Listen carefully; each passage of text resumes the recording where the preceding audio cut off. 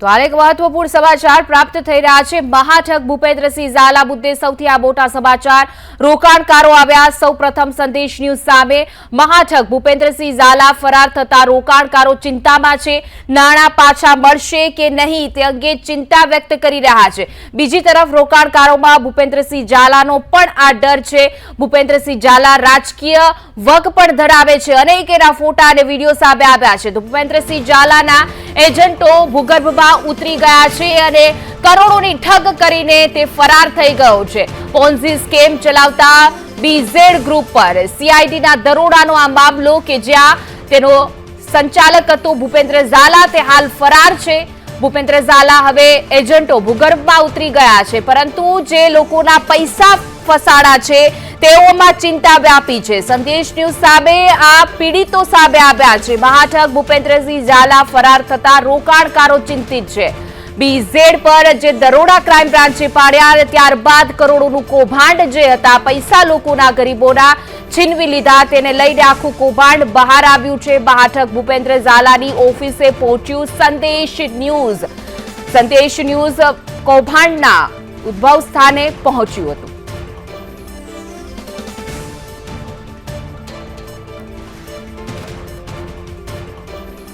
તમારી સાથે હિતેશ રાવલ અમારા સંવાદદાતા જોડાઈ ગયા છે।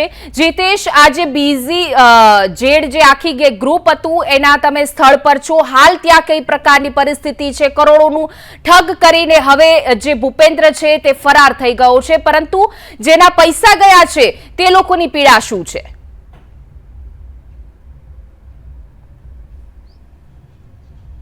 જી હિના, સાબરકાંઠામાં જે પોન્જી સ્કીમમાં શરૂઆત થયેલી હતી, જે બિટકોઇન બાદ નાની નાની જે ગામડાથી લઈને શહેર સુધી, શહેરથી લઈને રાજ્ય સુધી અને અન્ય રાજ્ય રાજસ્થાન સુધી પહોંચી હતી।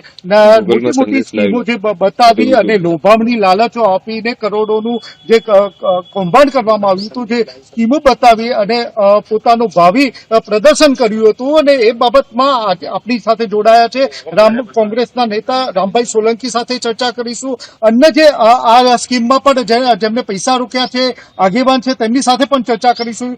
રામભાઈ સોલંકી સાહેબ, સંદેશ ન્યૂઝમાં આપનું સ્વાગત છે। સૌથી પહેલા કે જે પોન્જી સ્કીમમાં મોટી આજે સ્કીમ લોભામણી આપી છે, શું કહેશો આ બાબતમાં? પોન્જી સ્કીમ બીઝેડ ગ્રુપ દ્વારા છેલ્લા કેટલાય સમયથી સમગ્ર સાબરકાંઠા અને અરવલ્લી જિલ્લાની અંદર આ લોકોએ એવી સ્કીમ ઊભી કરી હતી કે ભાઈ મોટું ઊંચું વ્યાજ આપો અને લોકોને ઊંચા વ્યાજની લાલચ આપી અને રોકાણકારો પાસેથી મોટી મૂડી રોકાણ કર્યું હોય।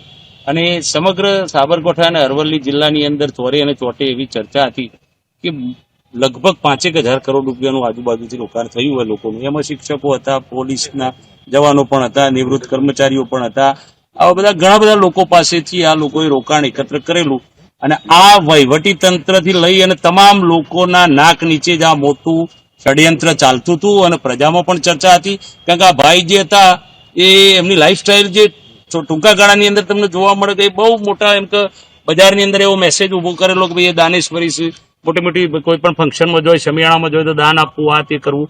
આવી બધી પરિસ્થિતિ સાથે અપક્ષ ઉમેદવારી કરી, એટલે અપક્ષ ઉમેદવારીમાં એમને રોલો કર્યો, બજારમાં એક હાવ પેદા કર્યો, પણ કોઈ ભારતીય જનતા પાર્ટીના આગેવાનના કહેવાથી એ ભાઈ આમ તો ભારતીય જનતા પાર્ટી સાથે જ જોડાયેલા હતા, ટિકિટ માંગતા હતા, ન મળી એટલે અપક્ષમાં ઉભા રહ્યા। અપક્ષમાંથી પછી ફોર્મ ખેંચી લીધું પછી ભારતીય જનતા પાર્ટીના આશીર્વાદથી આ બધું ચાલતું હતું। એમાં પોલીસ તંત્રના પણ પૈસા રોકાયા છે, પણ ભારતીય જનતા પાર્ટીના શાસકો દેરાએ દુરસ્તાએ સીઆઈડી ક્રાઇમના માણસોએ નનામી અરજી ઉપર, પણ નનામી અરજી નહીં બધાના લોકોને ખબર જ હતી, પણ લોકો ડર અને ભયના ઓથાર નીચે આ ભારતીય જનતા પાર્ટીના શાસનમાં જીવી રહ્યા છે। લાખો કરોડો રૂપિયાનું રોકાણ લોકોએ કર્યું। એમાં તમને જાણીને નવાઈ લાગશે કે આ લોકોએ એવું કરેલું કે 5 લાખનું રોકાણ કરો તો મોબાઈલ હાલવાનું, 10 લાખનું રોકાણ કરો તો તમને ગોવા કે બધા બહાર ફરવાની ટૂર હાલવાની, 10 લાખથી ઉપર વધારે કરોડોમાં રોકાણ તમે લાવી શકો એજન્ટો તો તમને ગાડી આપવાની। તેમના એજન્ટો મોટી મોટી સારી સારી ગાડીઓ લઈને બજારમાં ફરતા હતા। એટલે બજારમાં એક હવા એવી ઊભી થઈ ગઈ કે ભાઈ આ પૈસા રિઝર્વ બેંકના નીતિ નિયમોને નેવે મૂકી અને તમે કોઈ એક સામાન્ય શરાફી મંડળી ચાલુ કરી હોય તો પણ કેટલા બધા પ્રોસેસમાંથી પસાર થવાનું હોય છે, પણ આ લોકોએ ખુલ્લે આમ બોર્ડ મારી અને ફાઇનાન્સ કંપની કરી અને આ લોકોએ પૈસા ઉઘરાવતા હતા। આખો સાબરકાંઠા જિલ્લો, અરવલ્લી જિલ્લો જાણતો હતો, વહીવટી તંત્ર પણ જાણતું હતું, પણ આ લોકો કોઈ કાર્યવાહી કરતા નહીં। કારણ કે તમે જુઓ આ સરકારમાં ભારતીય જનતા પાર્ટીનો પટ્ટો પહેરો અને ટોપી પહેરો અને તમારે જે કરવું હોય કરો. આ રાજ્યની અંદર ડેમોક્રેસી ઉપર બ્યુરોક્રેસી હાવી થઈ ગઈ હોય એવી પરિસ્થિતિનું નિર્માણ છે.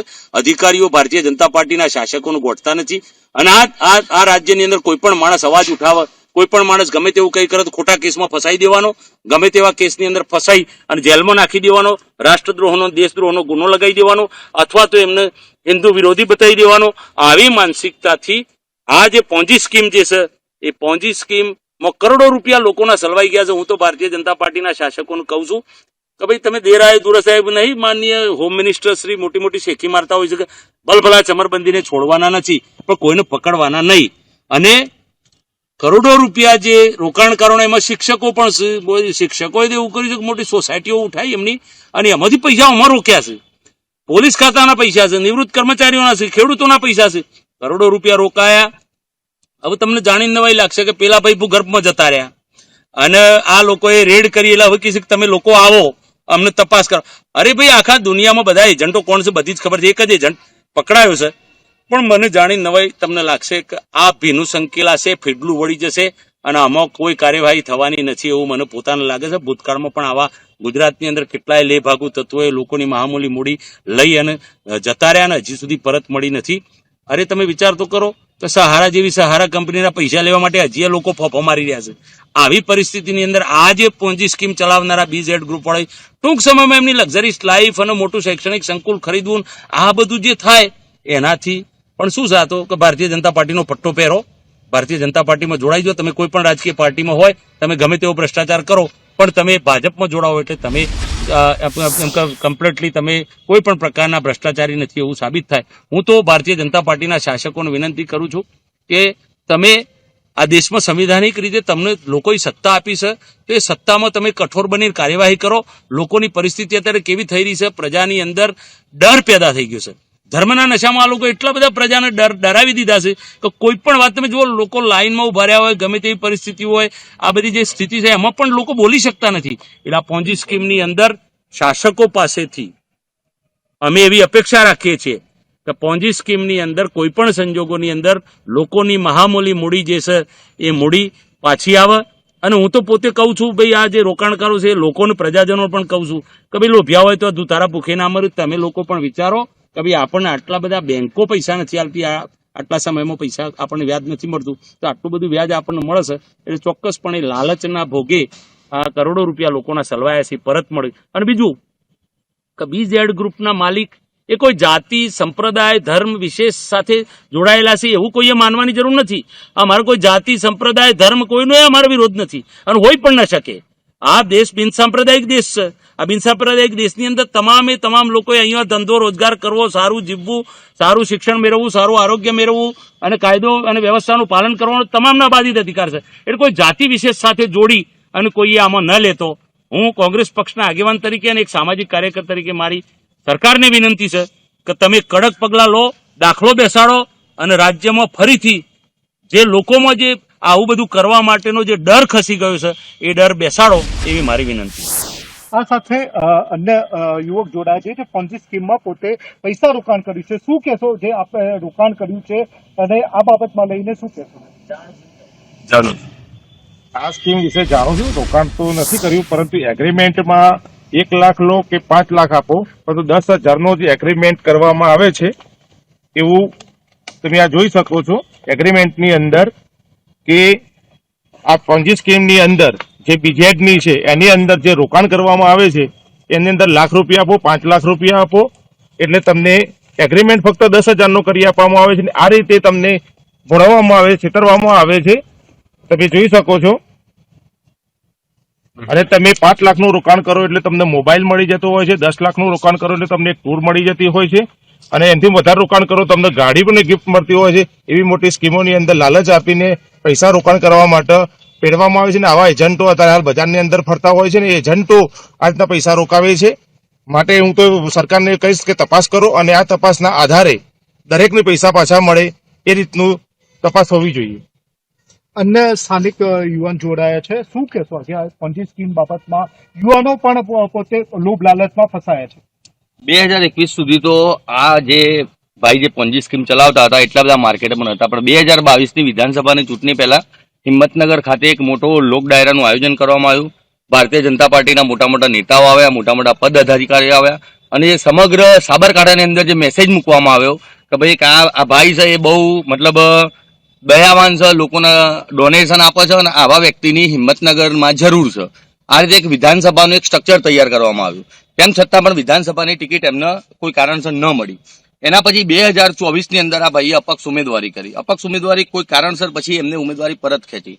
પણ આ લોકોની જે સ્ટાઇલ હતી કે જે પણ એમના માણસો જે શહેરના અંદર કામ કરતા હોય એમને લક્ઝુરિયસ લાઈફ એમને પણ આપવાની, જેમ કે મોબાઈલ છે, ગાડી છે આપવાની. એટલે આજુબાજુ વાળા વિસ્તારના લોકોને એમના સગા સંબંધી જોવો કે ભાઈ પાસે તો વર્ષ પહેલા તો કશું નતું ને એકદમ આટલું બધું કેવી રીતે આવી ગયું. પછી એ લોકો સામેથી જ એમનો સંપર્ક કરવા માટે જાય કે ભાઈ આ રીતે તું આટલા બધા પૈસા કેવી રીતે કમાઈ ગયું. પછી આખી સ્કીમ સમજાવો, અને સ્કીમ સમજાવો એટલે એની અંદર આ લોકો ઇન્વેસ્ટ કરતા હોય છે. નંબર બીજો હું આપને જણાવવા માંગીશ કે આપને આ વસ્તુથી બહુ નવાઈ લાગશે કે આ ભાઈએ જે સંકુલ ખરીદ્યું અને એમના જે પણ કાર્યક્રમો, એમાં દરેક કાર્યક્રમ તમે એમના જો ઓનલાઈન મૂકેલા હોય તો આપ તપાસ કરી લો. ભારતીય જનતા પાર્ટીના નેતા અંદર આપને દેખાશે ને દેખાશે. અને આ ભાઈએ રાજકારણની અંદર જે બધા ફોટા મૂકવા ના મૂકવું, જે લોકોને આકર્ષિત કર્યા, એનાથી પ્રજા ભરમાઈ ગઈ. હવે સૌથી મોટો પ્રશ્ન એ થાય છે કે જે 6,000 કરોડ જેટલી મીડિયા દ્વારા જાણવા મળ્યું કે ભાઈ રકમ લોકોની ફસાઈ ગઈ છે. હવે કેવી રીતે સાબિત થશે કે આ પૈસા કોના કેટલા છે? હવે કોઈ સામેથી તો આવશે નહીં. હવે કોઈએ માની લો કે 10 લાખ મેં, 20 લાખ મેં, 50 લાખ મેં. 6,000 કરોડ કોઈ એક પાર્ટીના હશે નહીં, 10 પાર્ટીના હશે નહીં, 100 પાર્ટીના, અનેક પાર્ટીઓ હશે કે જેમના પૈસા હતા. આ સાબિત કઈ રીતે કરું કોના પૈસા કેટલા છે? પણ જે પણ ગરીબ લોકોએ પોતાની જે આવક હશે કે જે મતલબ બચાવીને રાખી હશે એ લોકોના તો પૈસા અત્યારે ડૂબવાનો વારો આવે છે, અને એમની પરિસ્થિતિ શું હશે એ તમે સારી રીતે જાણો છો.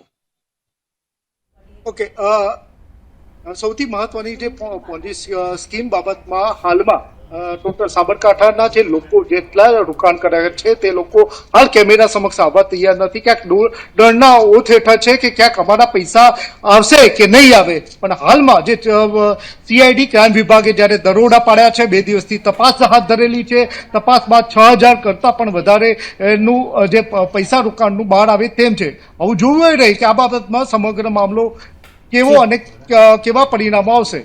હિતેશ રાવલ, સંદેશ ન્યૂઝ, સાબરકાંઠા. જી હિતેશ, અમારી સાથે જોડાવા બદલ, સમગ્ર માહિતી બદલ આપનો આભાર.